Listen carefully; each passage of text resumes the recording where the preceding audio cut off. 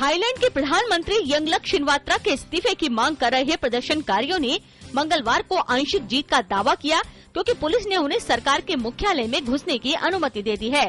3 दिन तक चली झड़पों के बाद तनाव में अब कमी नजर आ रही है। पुलिस द्वारा अवरोधक हटाने के बाद सैकड़ों प्रदर्शनकारियों ने प्रधानमंत्री कार्यालय के प्रांगण में प्रवेश किया। पुलिस ने कहा कि वे गवर्नमेंट हाउस और पुलिस मुख्यालय में घुसने की कोशिश करने वाले प्रदर्शनकारियों के खिलाफ अब बल का प्रयोग नहीं करेंगे।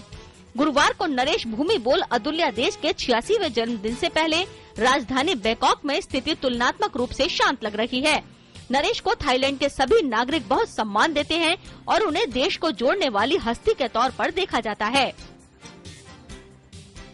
जिहादी समूहों समेत सीरियाई विद्रोहियों ने दमिश्क के उत्तर ईसाई बहुल ऐतिहासिक कस्बे मालुला पर कब्जा कर लिया है। Syrian observatory for human rights ने बताया कि विद्रोहियों ने पहाड़ियों के नीचे की ओर विस्फोटकों से भरे टायर लुढ़काकर हमला किया और वे 3 दिनों के संघर्ष के बाद सोमवार को कस्बे के मध्य पहुंच गए। इस कस्बे को सीरिया में ईसाइयों की प्राचीन मौजूदगी का प्रतीक समझा जाता है। भारत ने सीरिया के रासायनिक हथियारों और उससे जुड़ी सुविधाओं को नष्ट करने के लिए प्रतिबद्ध हेग स्थित रासायनिक हथियार निषेध संगठन OPCW के ट्रस्ट को 10 लाख अमेरिकी डॉलर देने का फैसला किया है। भारत द्वारा उठाया गया ये कदम अगले माह होने वाली जिनेवा 2 वार्ता में उसका पक्ष मजबूत करेगा। यूक्रेन की राजधानी कीव में पुलिस ने मंगलवार तड़के यूरोप समर्थक प्रदर्शनकारियों को तितर-बितर करने के लिए अश्रु गैस के गोले दागे और लाठीचार्ज किया। प्रदर्शनकारी इंडिपेंडेंट स्क्वायर में एकत्रित हुए थे।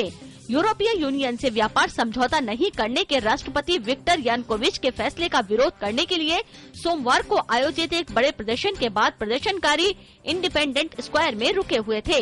इस बीच अमेरिका ने कहा है कि पिछले सप्ताह शांतिपूर्वक प्रदर्शन कर रहे लोगों के खिलाफ प्रशासन की हिंसा पूरी तरह अस्वीकार्य है, क्योंकि वाशिंगटन शांतिपूर्वक हो रहे प्रदर्शनों को तख्तापलट का प्रयास कतई नहीं मानता।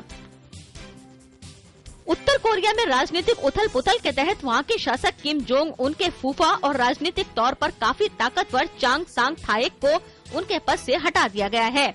दक्षिण कोरिया की मीडिया रिपोर्टों में खुफिया एजेंसी के हवाले से कहा गया है कि चांग सांग थाएक को सर्वोच्च सैन्य संस्थान के उपाध्यक्ष के पद से हटा दिया गया है।